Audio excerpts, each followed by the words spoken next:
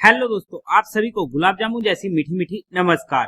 और उसी के साथ आप लोगों का स्वागत है आईपीओ के लव ट्रायंगल शो में। एक और SME company Deccan Transcon Leasing Limited लेके आ रहा है अपना जो आईपीओ, जहां पर हम आज इस रिव्यू वीडियो में इस कंपनी का पूरा कच्चा चिट्ठा खोलने वाले हैं, बेसिक से लेके एडवांस तक। अगर मैं स्टार्टिंग में इसमें अपने पर्सनल डिसीजन की बात करूं फॉर एजुकेशन पर्पस, तो फिर से एक ऐसे सेगमेंट का आईपीओ होने वाला है जो पिछले कुछ टाइम से काफी ज्यादा बूम में रहा है। बट आज के दिन मेरा कोई भी फाइनल डिसीजन नहीं है किस तरीके से रहेगी फाइनल रैंकिंग और किस तरीके से होगा फंड मैनेज। उसके बेस पर जो भी फाइनल डिसीजन बनेगा वो मैं आप लोगों को अपडेट कर दूंगा।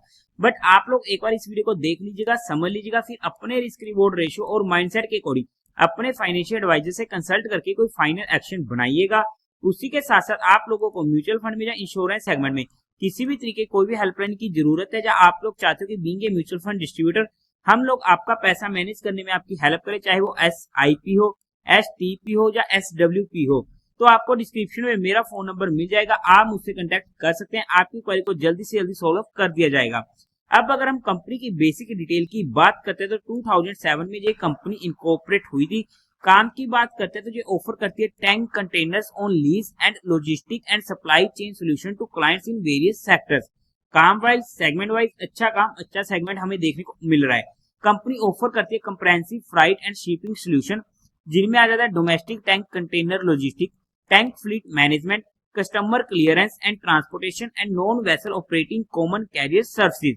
एज ऑफ जुलाई 31, 2024 कंपनी ने सर्व किया मोर देन 100 कस्टमर जो इनके साथ एसोसिएट होने वाले with over 3 years. Additionally company serve कर चुकी है more than 884 customer in last year. Company का एक अच्छा खासा ट्रैक रिकॉर्ड होने वाला है of serving over 5000 customer. Company का काम मेनली 2 कैटेगरीज में डिवाइड हुआ है, जहां पर पहला आ जाता है leasing of container, second shipping and freight forwarding. Company के कस्टमर किन सेगमेंट से आते हैं, किन इंडस्ट्री से आते हैं, तो उनमें आ जाती है chemicals, pharmaceutical, FMCG, agriculture and others, जहां पर इनका फोकस रहता है on speciality chemicals and petrochemicals in 40 countries. Company की एजेंसीज लोकेटेड होने वाली है in Europe, Asia, Oceania, south America, Africa and USA। अगर हम आगे बात करते हैं तो कंपनी की कुछ कम्पिटिटिव स्ट्रेंथ जिन्हें आप यहाँ पर स्टडी कर सकते हो, जैसे इनका large customer base with long term relationship एक अच्छा पॉजिटिव पॉइंट हो जाता है। Latest solution in logistic technology जैसे कि advance tracking system, placing service order, digital platform for customer interaction and transaction processing, providing end to end logistic services with a global footprint. Company offer करती है 129 services to its clients. As of July 31, 2024 company के पास 84 employees होने वाले हैं। अब अगर हम कंपनी के कुछ इंटरनल रिस्क फैक्टर की बात करते हैं तो वहां पर इनका जो मेजॉरिटी रेवेन्यू जनरेट होता है वो होता है इनका फ्राइट एंड शिपिंग से, जहां पर आप चेकआउट कर सकते हो 95% का जनरेट हुआ है 2024 के पहले 9th मंथ में, 2023 में 97% का। और ऐसे में इस वक्त में कोई भी इनके दिक्कत देखने को मिलती है तो कंपनी के ऊपर एक मेजर इंपैक्ट देखने को मिल सकता है। कंपनी का मेजरली रेवेन्यू जनरेट होता है इनके टॉप 10 कस्टमर से 54% का। अगर हम टॉप 5 से देखते हैं तो 41% का। मतलब कि अगर इनके टॉप 5 या टॉप 10 कस्टमर्स में से कोई भी कस्टमर इनका लॉस होता है या अपने ऑर्डर्स वगैरह कम करता है तो कंपनी के ऊपर फिर से हमें डायरेक्ट इंपैक्ट देखने को मिल सकता है। कंपनी के पास कस्टम हाउस एजेंट लाइसेंस नहीं है। कंपनी के ऊपर कुछ लिटिगेशन होने वाले जो आप इनके DRHP में स्टडी आउट कर सकते हैं। कंपनी ने पिछले एक साल में कुछ शेयर्स को इशू किया है एट द प्राइस ऑफ 77, आप चेकआउट कर सकते हैं। इसके अलावा इनके कुछ अनदर इंटरनल रिस्क फैक्टर होने वाले जो आप इनके DRHP में स्टडी आउट कर सकते हैं। अब अगर हम कंपनी के टेंटेटिव टाइम टेबल की बात करते हैं तो ये आईपीओ ओपन होगा 13 सितंबर को, क्लोज होगा 18 सितंबर को, अलॉटमेंट होगी 19 सितंबर को, रिफंड मिलने शुरू हो जाएंगे, आपके अकाउंट में क्रेडिट हो जाएंगे शेयर इफ अलॉटेड 20 सितंबर को। 23 सितंबर की होने वाली इसकी tentative listing date. Face value रहेगी 10 रुपीज पर शेयर की। प्राइस बैंड होगा 102 से 108 रुपीज पर शेयर का, हमें तो अप्लाई करना है 108 रुपीज। 1200 शेयर का एक लॉट होने वाला है। टोटल इशू साइज है 65 करोड़ का, जिसमें से 59.66 करोड़ का होने वाला है फ्रेश इशू, बाकी रिमेनिंग 5.4 करोड़ का होने वाला है OFS। NSE के SME पोर्टल पर ये आईपीओ लिस्ट होने वाला है। कोटा की बात करते हैं तो वहां पर क्वालिफाइड का 50% का, रिटेल में 35% का, HNA में 15% का होने वाला है। लॉट साइज में रिटेल कैटेगरी में एक लॉट पड़ेगा 1200 शेयर्स का, जिसकी अमाउंट पड़ेगी 1,29,600 रुपीज की। HNA कैटेगरी में मिनिमम 2 लॉट्स के लिए अप्लाई करना पड़ेगा, जिसकी अमाउंट पड़ेगी 2,59,200 रुपीज की। अगर हम कंपनी के प्रमोटर्स की बात करते हैं तो वहां पर जयदेव मेनन परात, कार्तिका मेनन, मिरियाला शेखर, प्रणव जयदेव, नवनीत जयदेव कंपनी के प्रमोटर होने वाले हैं। प्री होल्डिंग की 87.17% की। अब अगर हम कंपनी के मेन मुद्दे की बात करते हैं, यानी कि कंपनी के फाइनेंशियल की, तो वहां पर हमें थोड़े से इफ बट वाले पॉइंट देखने को मिले हैं।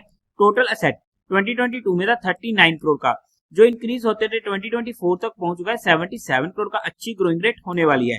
रेवेन्यू 2022 में था 153 करोड़ का, 2023 में 180 करोड़ का, 2024 में डिप देखने को मिला ऑलमोस्ट 15% के करीब का, 153 करोड़ के रह चुके थे, जहां पर इनकंसिस्टेंसी देखने को मिल रही है।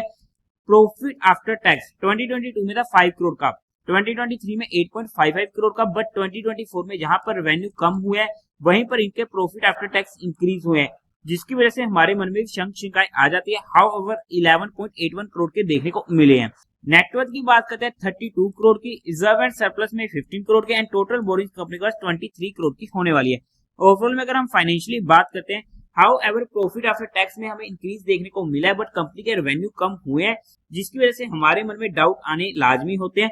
बट ओवरऑल में ओके के फाइनेंशियल्स बोल सकते हैं, क्योंकि यहाँ पर कंपनी के प्रॉफिट आफ्टर टैक्स हमें इंक्रीज होते हुए देखने को मिले हैं। अगर हम कंपनी के ऑब्जेक्टिव की बात करते हैं, तो इनको फंडिंग चाहिए कैपिटल एक्सपेंडिचर रिक्वायरमेंट के लिए, फंडिंग चाहिए वर्किंग कैपिटल रिक्वायरमेंट के लिए, general corporate purpose. Fundamentally checkout करने की कोशिश करते हैं तो मार्केट कैपिटलाइजेशन है 245.41 करोड़ की, आरओई 40% का अच्छा है, आरओसी 41% का अच्छा है, डेट टू इक्विटी रेशियो 0.72 का कंफर्टेबल है, रिटर्न ऑन नेटवर्थ 36% का अच्छा है, प्राइस टू वैल्यू 5.77 का, प्रॉफिट आफ्टर टैक्स मार्जिन 7.7% का अच्छा है। बट 2024 में हमें जहां पर इंक्रीज होते हुए देखने को मिला है, 2023 में हमें जहां पर और भी कम देखने को मिल रहा था, और कितना होने वाला है 2023 का वो आप मुझे कमेंट सेक्शन में बता दीजिएगा। ईपीएस प्री आईपीओ 6.87 की, पोस्ट आईपीओ 5.2 की, ओके बोल सकते हैं। पी प्री आईपीओ 15.72 की, पोस्ट आईपीओ 20.76 की। ओवरऑल में अगर हम फंडामेंटली बात करते हैं तो फंडामेंटल्स हमें अच्छे देखने को मिल रहे हैं।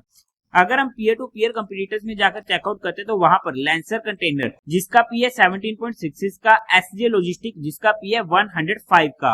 अगर हम इसके जीएमपी की बात करते हैं तो आज के टाइम पर इसके जीएमपी 41% के करीब का देखने को मिल रहा है। अगर हम बात करते हैं इसकी वैल्यूएशन की based on the 2024 financial year data, तो उसके बेस पर ना ही ये आईपीओ सस्ता आ रहा है ना ही महंगा आ रहा है। बट हमने यहाँ पर सिर्फ कंपनी को एजुकेशन या लर्निंग परस्पेक्टिव स्टडी किया है, किसी भी तरीके की कोई भी इन्वेस्टमेंट टिप्स या एडवाइस नहीं दी है। फिर भी आप लोगों को जो भी काम करना हो या कोई भी एक्शन लेना हो तो एक बार अपने फाइनेंशियल एडवाइजर से कंसल्ट करके कीजिएगा। तो देवी और सज्जनों, उम्मीद है आप लोगों को ये वीडियो अच्छी लगी होगी, तो इस वीडियो को लाइक कीजिएगा, शेयर कीजिएगा और साथ ही साथ चैनल को सब्सक्राइब करें। हर हर महादेव।